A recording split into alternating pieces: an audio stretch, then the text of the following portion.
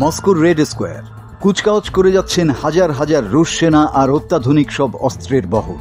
আর এই প্রদর্শনী উপভোগ করছেন ভ্লাদিমির পুতিন। কিন্তু পুতিন একা নয়, তার পাশে দাঁড়ানো চীনের প্রেসিডেন্ট শি জিনপিং। জমকালো কুচকাওয়াজের মাধ্যমে নিজেদের শক্তিমত্তা আরও একবার বিশ্বের সামনে তুলে ধরল রাশিয়া।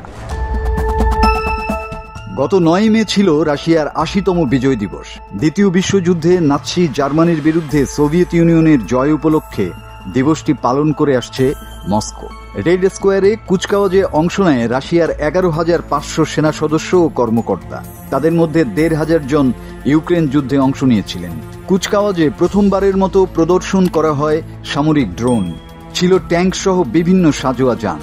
এছাড়া সামনে আনা হয় রাশিয়ার ইয়ার্স আন্তঃমহাদেশীয় ক্ষেপণাস্ত্র, যেগুলো পারমাণবিক অস্ত্র বহন করতে সক্ষম। কুচকাওয়াজের সময় সরাসরি ধারাভাষ্যকার এসব অস্ত্রের ক্ষমতা সম্পর্কে বর্ণনা করছিল। এ সময় ল্যান্সেট, গোরান 2, অরলান 10, অরলান 30 নামের ড্রোন প্রদর্শন করা হয়। এর মধ্যে গোরান 2 আত্মঘাতী ড্রোন। এটি রাশিয়ার তৈরি হলেও নকশা করেছে ইরান। ইউক্রেনে হামলা চালাতে গোরান 2 ড্রোন ব্যাপক হারে ব্যবহার করছে মস্কো। কুচকাওয়াজে রাশিয়ার পাশাপাশি চীনের সেনারাও অংশ নিয়েছিল। এ সময় উত্তর কোরিয়ার সেনা কর্মকর্তাদের সঙ্গে করমর্দন করেন পুতিন। তাদের রণকৌশলের প্রশংসা করেন। ইউক্রেনের হাত থেকে রাশিয়ার কুরস্ক অঞ্চল মুক্ত করতে রুশ সেনাদের পাশাপাশি উত্তর কোরিয়ার সেনারাও লড়াই করেছে বলে সম্প্রতি জানিয়েছে ক্রেমলিন।